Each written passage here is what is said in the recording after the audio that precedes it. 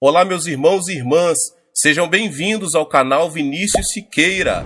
E se você ainda não é inscrito aqui no canal, se inscreva aqui no canal e não esqueça de ativar o sininho das notificações. Todos os dias são postados vídeos abençoados aqui no canal, para te abençoar. Vamos a mais uma palavra do Senhor. Uma vez que o alicerce tenha sido adequadamente assentado e tido tempo para se consolidar, pode-se dar início à construção da estrutura da casa, sobre o forte fundamento das provisões de Deus para um relacionamento eterno e uma alegria duradoura, e sobre um caráter honesto, fiel e perseverante, pode-se construir um relacionamento lindo e duradouro. A construção de um relacionamento sadio, contudo, não deve ser feita com valores e prioridades escolhidos ao azar. É preciso usar os materiais certos de construção. Cristo, a pedra angular. Vários anos atrás, quando se construíam as paredes de um edifício, a pedra angular representava o ponto de partida na construção de um edifício grande e importante. O lançamento da pedra angular determinava o ângulo das outras paredes. Se a pedra de esquina tivesse alguma imperfeição, o edifício todo, muitas vezes, era construído erradamente, com fraquezas que diminuíam a sua segurança. Na construção de nossos relacionamentos há uma pedra angular. Para alguns, é a pedra da conveniência social. Nesses relacionamentos, a pessoa é amiga da outra porque parece a coisa certa ou por haver certa quantia de benefício social mútuo. A pedra angular da conveniência social, entretanto, é pequena e fraca. Esse relacionamento jamais poderá desenvolver-se, nem poderá suportar os profundos problemas que a vida muitas vezes traz. Outros relacionamentos têm a pedra angular da necessidade pessoal imediata. Certa pessoa necessita de algo que a outra possui e, com esse princípio por guia, constrói-se um relacionamento. Há inclusive casamentos fundados sobre a pedra angular conjunta da necessidade pessoal imediata. Mas a lascívia jamais pode tomar o lugar do amor. O dinheiro nunca poderá substituir a riqueza da integridade, e a aceitação social jamais é substituto para a honestidade. A pedra angular da necessidade pessoal imediata marca um relacionamento com o fracasso à vista. Há muitos tipos e qualidades de pedras angulares de relacionamentos. Algumas são mais estáveis e mais belas que outras, mas não importa quão nobre uma pedra angular possa parecer, se nasceu apenas do esforço e desejo humanos, não perdurará.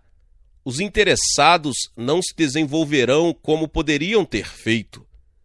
Há, porém, uma pedra angular perfeita. Esta pedra é sem falhas. A direção que ela proporciona constrói relacionamentos onde há sempre o estímulo para desenvolvimento posterior. Esta pedra angular é eterna. Os relacionamentos construídos com sua direção podem resistir às tempestades do sofrimento, aos dilúvios do medo e aos furacões da desesperança. Esta pedra angular é Jesus Cristo. Cristo viveu uma vida sem pecados. Ele é nosso exemplo perfeito em tudo o que fazemos, especialmente na construção de relacionamentos com os outros. Ao lermos a palavra de Deus, a Bíblia, compreendemos mais completamente os valores, prioridades e princípios que Cristo ensinou e exemplificou. Por meio da oração, o Espírito Santo pode mostrar-nos com maior clareza as direções que nossas vidas e relacionamentos devem tomar. Mediante a comunhão dos crentes, podemos ter vislumbres de Cristo nos outros e compreender mais completamente como Cristo deseja operar por nosso intermédio. Jesus Cristo não deve ser apenas seu Salvador. Jesus Cristo não deve ser apenas seu provedor diário. Jesus Cristo deve também ser Senhor de seus relacionamentos. Cristo, a pedra angular. É preciso também ter compromisso e amor. Durante a Guerra Coreana, uma senhora jovem e grávida fugia para o sul, para a liberdade. Sem amigos, ela enfrentou com bravura a difícil viagem durante o inverno. Aproximando-se o final da jornada, ela de súbito sentiu chegarem as dores de parto. Precisando de ajuda, desejava chegar a uma cidade próxima, onde vivia um casal de missionários norte-americanos. Embora ela se apressasse tanto quanto possível, teve de parar e dar à luz o bebê debaixo de uma pequena ponte.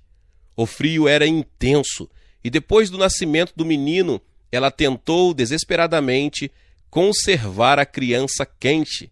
Enrolou seu corpo e roupas em volta da criança, fazendo com que seu calor o conservasse com vida. Cedo na manhã seguinte, o casal de missionários passava de carro pela pequena ponte.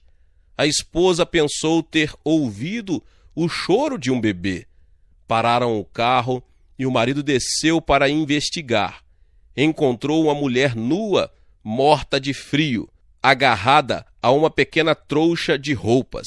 O bebê estava quase morto, em virtude do vento frio de inverno, mas por causa das roupas quentes, ainda respirava. Depois de enterrar a mulher no sopé de uma colina, o casal levou o menino para casa. Durante os anos que se seguiram, criaram-no como seu próprio filho. Chegou então a época de ele entrar para a escola. O jovenzinho repetidamente perguntava a seus pais adotivos a respeito de seu pai e de sua mãe. Com o tempo, o casal de missionários contou-lhe o que acontecera. Diz-se que depois de ter descoberto suas origens verdadeiras, ele encontrou a sepultura da mãe. Despiu-se, colocou as vestes sobre o túmulo, molhando o chão com lágrimas. Entrega. Para muitos é apenas uma palavra e para poucos uma realidade. Sem a entrega verdadeira, os relacionamentos não podem ser construídos adequadamente, não podem desenvolver-se por completo, nem durar por muito tempo. Entrega, especialmente quando motivada pelo amor, é um dos mais belos materiais de construção que se pode usar para construir um relacionamento correto. Por causa desse tipo de entrega, o bebê sobreviveu. Por causa da entrega, você poderá dar novo vigor às vidas dos necessitados ao seu redor. Cristo o amou e se entregou a todos os que, apesar de suas dúvidas e fraquezas, vieram a ele. Ele curou os contritos, animou os quebrantados, orientou os famintos, levou à verdade os que se consideravam justos e deu solução aos que indagavam.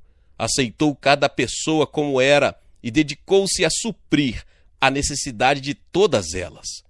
Cristo se entregou por completo a seus discípulos e nos seus relacionamentos comprometeu-se a desenvolver o melhor que cada um deles possuía.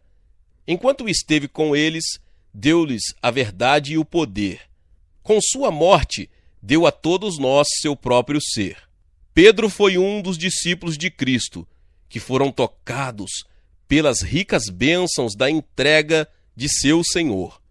Foi ele quem escreveu: graça e paz sejam multiplicadas no pleno conhecimento de Deus e de Jesus, nosso Senhor. Visto como pelo seu divino poder nos têm sido doadas todas as coisas que conduzem à vida e à piedade, pelo seu conhecimento completo daquele que nos chamou para a sua própria glória e virtude, pelas quais nos têm sido doadas as suas preciosas e muito grandes promessas, para que por elas vos torneis coparticipantes da natureza divina, livrando-vos da corrupção das paixões que há no mundo. 2 Pedro 1, 2-4. O exemplo do amor e da entrega de Cristo a nós mostra que devemos nos entregar aos outros.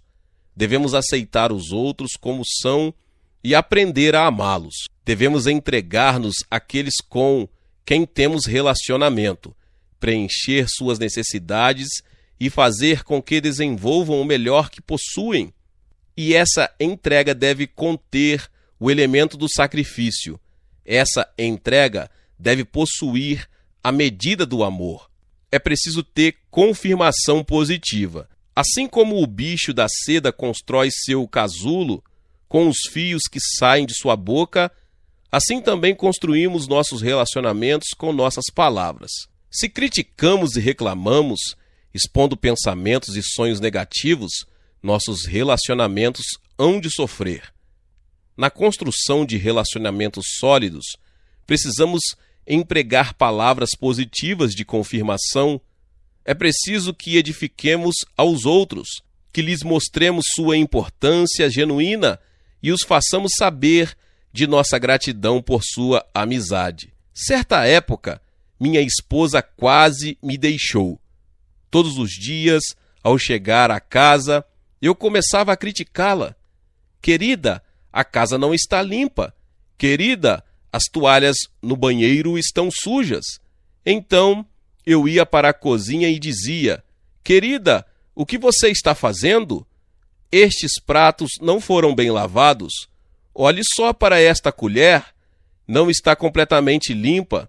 O que você faz em casa o dia todo? Eu achava que minhas críticas eram construtivas. Como chefe da família, eu pensava que minha inspeção estava correta, mas pouco a pouco, o sorriso começou a desaparecer do rosto de minha esposa. Ela se tornava cada vez mais deprimida, queria pedir a separação. Comecei a orar: Senhor, dou-lhe muito dinheiro, compro-lhe roupas bonitas, providenciei-lhe uma bela casa e alimento-a bem. Por que será que ela está deprimida? Por que ela não pode ser feliz? Então o Espírito Santo falou-me ao coração, dizendo: Chô, você é pecador. Então, por que deseja que sua esposa seja uma pessoa perfeita? Se constantemente medir sua esposa por seus padrões de perfeição, ela nem mesmo poderá parar em sua presença. Sua esposa não precisa de um marido autojustificado. Ela precisa de um marido amoroso. Ela precisa de palavras de confirmação positiva, se você quiser que seu relacionamento se desenvolva. Desde esse dia, minha reação com minha esposa tem sido diferente. Ao entrar em casa, cumprimentando-a pelo trabalho difícil, mostro admiração pela maneira com que a mesa está preparada para as refeições e pelo muito esforço que ela faz a fim de conservar a casa em ordem. Cumprimento-a pelo esmero com que se arruma e digo-lhe o quanto ela significa para mim. Ela tem reagido às minhas palavras de confirmação positiva. O sorriso lhe reapareceu no rosto. Nosso relacionamento está livre de constrições negativas. Agora compartilhamos a melhor época que jamais tivemos em nosso relacionamento. É preciso ter ação afirmativa. Também aprendi que, não obstante as palavras de confirmação positiva serem vitais para a construção de um bom relacionamento, ainda não eram o suficiente. Minhas palavras tinham de ser seguidas de ação afirmativa. Eu também tinha de mostrar por minhas ações que eu dava valor à minha esposa, que eu a prezava e amava. Quando se combinam palavras e ações, os resultados são mais completos. Certo homem descia de Jerusalém para Jericó e foi atacado por ladrões. Levaram tudo o que ele tinha, tiraram-lhe as roupas, bateram nele deixando-o nu e às portas da morte. Notou que um homem vinha em sua direção. O moribundo esperava que o viajante o ajudasse. À medida que este se aproximava, o ferido reconheceu nele um sacerdote, mas o sacerdote, símbolo da lei, não o ajudou. A lei apenas executa juízo e morte. A lei somente expõe. Se nós, como o sacerdote, nos tornamos como a lei para os outros em nossos relacionamentos, não poderemos ajudá-los. Em realidade, nossa própria severidade nos impede de fazê-lo. Esta é uma lição que aprendi em meu relacionamento com minha esposa. Outro homem chegou perto do judeu ferido. Podemos imaginar que o necessitado começasse a clamar: Senhor, ajuda-me! Ao aproximar-se o segundo viajante, o machucado percebeu tratar-se de um levita. Os levitas trabalhavam no templo. Este levita simboliza o ritualismo, formas externas de tradição vazia. Muitas vezes agimos como levitas, tentando maneiras tradicionais de construir relacionamentos. Os homens, relutantemente, compram flores para suas esposas. Os amigos elogiam seus amigos e depois falam das falhas alheias. Os patrões louvam o bom trabalho dos seus empregados, mas recusam-se a dar-lhes aumento de salário e verdadeiro reconhecimento. São estes os levitas, cheios de forma, faltos de compaixão. Um terceiro homem, que também descia de Jericó para Jerusalém, aproximou-se do judeu moribundo. Era o bom samaritano, um homem de ação afirmativa. Movido de íntima compaixão, o samaritano imediatamente correu para o lugar onde jazia o moribundo, ajoelhou-se ao seu lado, ungiu-lhe as feridas com óleo medicinal e fez-lhe curativos. Então, colocando o ferido sobre o seu burro, levou-o para uma estalagem e cuidou dele durante toda a noite. Tendo de partir, o samaritano pagou o estalajadeiro para que cuidasse do homem, prometendo-lhe dar mais dinheiro se fosse necessário. Esta é a história de um judeu ferido. Para com ele todos os outros judeus tinham alguma obrigação. Contudo, o sacerdote, imbuído das regras rígidas do que fazer e não fazer, foi emocionalmente incapaz de ajudá-lo.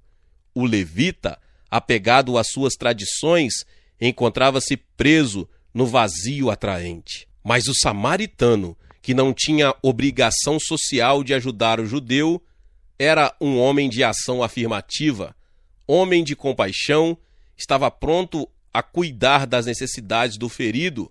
Por causa de seu cuidado, o judeu moribundo sobreviveu. Há muitos que descem o caminho da vida, maltratados pelo fracasso e feridas pela traição. Emocional e espiritualmente encontra-se perto da morte. Alguns deles são até mesmo nossos conhecidos e amigos. Não precisam de lei, do faça e não faça. Não precisam do ritualismo, das tradições vazias, mas precisam de amigos que estejam dispostos a se comprometer, amigos que profiram palavras de confirmação positiva, amigos de afirmação positiva. Também é preciso o perdão. Relacionamento algum é completamente suave e sem dificuldades. Além disso, parece que quanto mais íntimo o relacionamento se torna, mais aumentam as mágoas diárias. Mágoas não perdoadas são, provavelmente, a maior fonte de destruição do relacionamento. Se permitirmos que a mágoa se infeccione e ferva, ela se aprofunda, levantando uma barreira entre as pessoas que apenas o perdão pode destruir. Ainda que a pessoa esteja completamente justificada ao sentir a mágoa, apenas o mal pode resultar se essa mágoa permanecer não perdoada. Há na Bíblia a história de um paralítico que, Alguns amigos levaram a Cristo para ser curado por ele. Mas Cristo não o curou imediatamente. Em vez disso, ele disse: "Tem bom ânimo, filho. Estão perdoados os teus pecados." Mateus 9:2. Talvez o estado desse homem tivesse sido causado por sua necessidade de perdão, pois estas palavras foram seguidas pela cura. Esta história serve para lembrar-nos que toda vez que permitimos que a mágoa fique sem perdão, fazemos com que nossos relacionamentos se atrofiem. A história do filho pródigo é uma das parábolas mais espetaculares da Bíblia. As Escrituras pintam a figura de um pai amoroso que tinha 2 filhos. Tudo corria bem até que um dos filhos decidiu que iria viver por sua própria conta. No Oriente, isto é uma desgraça para a família toda. Em vez de esperar a morte do pai, queria sua parte da herança de imediato. Pegou os bens recém-adquiridos e gastou-os livremente em seus próprios prazeres. Com o tempo, acabou-se o dinheiro. Houve fome na terra e ele foi reduzido a cuidar de porcos, a ocupação mais baixa para o judeu. Sem recursos e a ponto de morrer de fome, decidiu voltar para casa. Preparou um discurso pelo qual esperava conseguir o perdão do pai. Sua mente ressoava com as palavras: "Pai, pequei contra o céu e diante de ti, já não sou digno de ser chamado teu filho. Trata-me como um dos teus trabalhadores." Lucas 15, 18 e 19. Assim iniciou a jornada de volta ao lar. Vinha ele ainda longe, quando seu pai o avistou. Ora, este pai havia sido profundamente magoado pelas ações do filho. Em certo sentido, o desejo que o filho tinha da herança era um desejo de que o pai morresse. Podemos imaginar que seus vizinhos passaram longas horas discutindo os erros do filho vadio e a grande dor do pai. Seu pai era um homem importante na comunidade. Se tivesse esperado que o filho viesse se arrastando em desespero e deixasse que sua raiva levasse o filho ao arrependimento total, teria sido uma cena bem apropriada. Mas o pai amava profundamente o filho, como o nosso Pai Celestial nos ama, em vez de fazê-lo sofrer as apreensões da caminhada final para o lar. Em vez de se firmar em sua dignidade e orgulho, o pai compadecido dele, correndo, o abraçou e beijou. Lucas 15, 20. O filho tentou apresentar seu discurso, mas não conseguiu terminar. Não havia necessidade. O perdão do pai já fluía livremente. O pai deu ordens para que o filho recebesse o melhor vestido, um anel e sapatos. "Comamos e regozijemo-nos", disse o pai, "porque este meu filho estava morto e reviveu, estava perdido e foi achado." O pai entregou-se ao filho no seu desejo de satisfazer-lhes as necessidades. Restaurou a autoimagem do filho com palavras de confirmação. Suas palavras foram seguidas de ação afirmativa. Por causa do perdão do pai, seu relacionamento com o filho pôde ser completamente restaurado. Toda mágoa, não importa quão trivial possa parecer, precisa de perdão. Se nos recusarmos a perdoar, o relacionamento em questão se atrofia e atrasa-se o processo de construção. Devemos sempre estar prontos a perdoar e nunca exigir perdão para nós mesmos. Suportai-vos uns aos outros, perdoai-vos mutuamente, caso alguém tenha motivo de queixa contra outro. Assim como o Senhor vos perdoou, assim também perdoai vós. Colossenses 3,13. Permitamos que o mandamento do perdão soe alto em nossos ouvidos e que o poder curador do perdão flua livremente em nossas vidas. Se você deseja construir um bom relacionamento, comece com um alicerce sólido. Certifique-se de que tenha um caráter honesto e perseverante. Tenha certeza de incluir as provisões de Deus de um relacionamento eterno e de uma esperança duradoura. Tenha cuidado em usar os materiais de construções adequados. Construa com o compromisso de satisfazer as necessidades dos outros e ajudá-los a desenvolver o que tem de melhor. Construa com palavras de confirmação positiva. Construa com compaixão em ação afirmativa. Construa em uma atitude contínua de perdão. E, acima de tudo, deixe que Jesus seja a pedra angular. Lembre-se, Deus deseja que você tenha relacionamentos plenos e cheios de prazer. Os recursos dele estão ao seu dispor.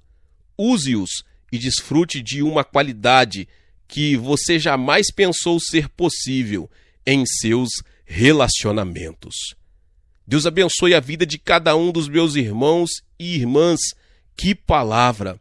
Talvez você chegou até aqui e ainda não é inscrito aqui no canal.